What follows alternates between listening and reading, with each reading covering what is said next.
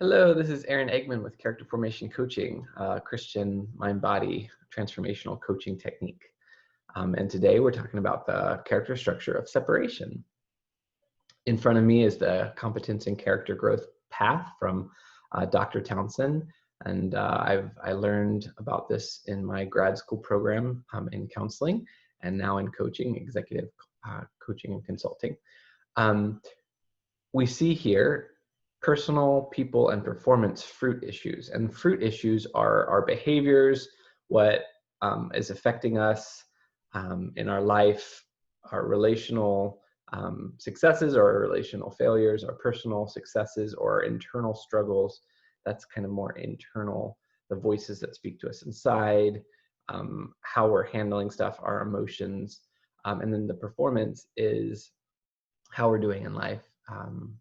And so if you just focus on fixing behaviors or thoughts or areas in the fruit arena, but never get to the roots of character, then it's counteractive change, where it's like you might be creating new brain pathways, neuroplastic change, which is change, which is really good, but you're not addressing the root and transforming the root source, which is your character.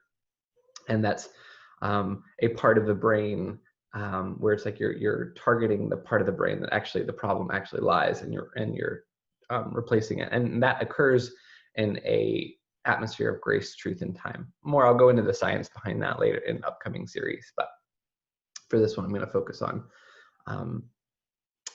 the character structure of separation. So we went over attachment, and now we're going to go over separation. So what is separation? So here's a Bible verse I like to use. Dr. Townsend uses this one, and I really does a good job. For each one should carry their own load. And that's in the same chapter as we should carry one another's burdens. And Dr. Townsend likes to explain that load can talk about like a knapsack or like a backpack, or it's like something that's personal that you can handle. And then when that's what we need to take responsibility for and own ourselves. But sometimes in life there's boulders in which it's too much for a person to handle, and they cannot handle it alone. And that's the time when we carry it with one another. And so here we've got the character structures of, we went over attachment, so now we're in separation, which there's the main character structure, separation, and then there's the substructures of differentiation and individuation. So what is separation? Separation is our know muscle. It's kind of it helps us to define who we are, how we're different.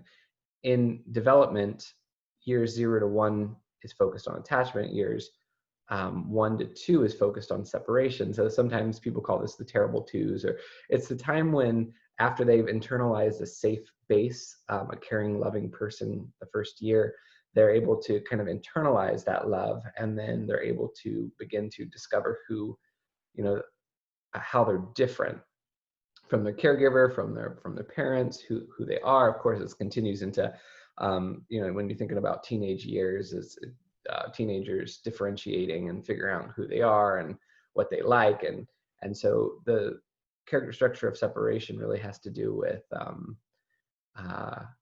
who a person is and what defines them, what's their boundaries, where do they begin and another end. Whereas if we were doing a picture of a house, what is in their house, what is in their yard, what's their yard, and what's another person's yard. And so drawing the lines. So it's really, really a powerful thing. And I highly recommend the book Boundaries by by Henry Cloud and Dr. Townsend. Fantastic book. I've read it many, many times, and Boundaries in Marriage is another highly one I've read almost 8 times. Just really benefited me in my marriage and learning separation. And so differentiation is how are you different? Individuation is who am I? And so there's a lot of different categories, you know, of things that we need to own. We need to own our own emotions. We need to own our own thoughts. We need to own our own skin boundaries. Like how can someone touch me and how can someone not touch me? We need to, there's a whole range of things that it's like we take responsibility, our spirituality, and then individuation is really kind of like who we are. So differentiation is how we're different. Individuation is who are we, what type of person, what do we like, what do we love, you know, what are our hobbies, rather than just always kind of doing what the other person wants to do. In separation, it's important to talk about this equation: freedom plus responsibility equals love. And what happens is if someone is character deficient in separation, then they're not truly giving a wholehearted yes. They're not able to take responsibility. And so freedom wise, they're slaves, and slaves, like, they react against their owners. They do mean things, you know, they do things behind the scenes. And so without being free to say no, we're not actually free to say yes. And so as we're growing in this character structure, this phrase really helped me. Like, I'm going to need to say no because I cannot wholeheartedly say yes. And then once we grow in this no muscle, then we're able to say yes wholeheartedly, and there won't be this internal like anger brewing underneath the surface when we say yes to someone. So this is those times when we know we're growing in the character structure of separation when we say yes to someone, but then we're like really frustrated that we ended up saying yes and we really want to get out of it. That shows you that you weren't really in a place of freedom. And so that's the freedom. The responsibility bit is the ability to say yes with no strings attached. And then when we're able to do both the freedom and the responsibility, we can really show agape love. And so that's why we cannot grow in love unless we grow in the character structure of separation, because otherwise we'll always have strings attached. We'll always have, we won't actually be at a place of freedom and not really able to say no, or actually to say yes. We'll always say yes. So level 1, they know what they like and they dislike. Level 2 develops their own opinions and expresses them, even when they are different or in disagreement with others. Level 3 can say no to others and feel anger and other negative emotions towards significant relationships. And level 4 can express anger and contain anger from another person, confronts toxicity, not scared of disappointment. Not scared of disappointment, especially of others too. And so, man, when I know for me, this has been like the fight of my life to really grow in this character structure. And I know when it's like I sort of feel forced into saying something and I say yes, then it's like it's like a embodied experience of emotions just really like flooding me. And so learning to be able to contain and to even name, what I found is really to work through the emotion of anger, because anger is an amazing emotion that says when something that you don't like is happening and you want it to stop.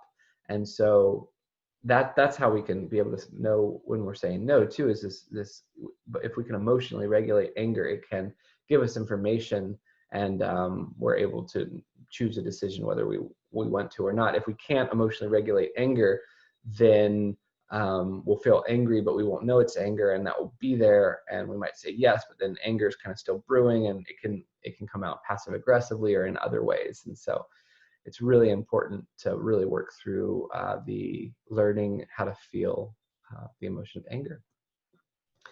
So now on to our separation hiding patterns, both internal, what happens inside of you, and relational, what happens in your relationships. Again, I'm not going to go over all of these, and this is from the book Hiding from Love. I have adapted them for character formation coaching, but I got the outline and the names from Hiding from Love. I highly recommend that book too, from Dr. Townsend.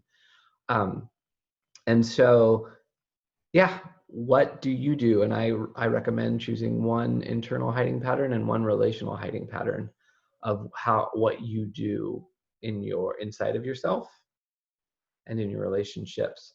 And then begin to be curious, open, accepting, and loving towards that, understanding that if you understood why you did that, it would make sense. It was a resilient um, way to cope with a hard situation when you were younger and you developed it at that time.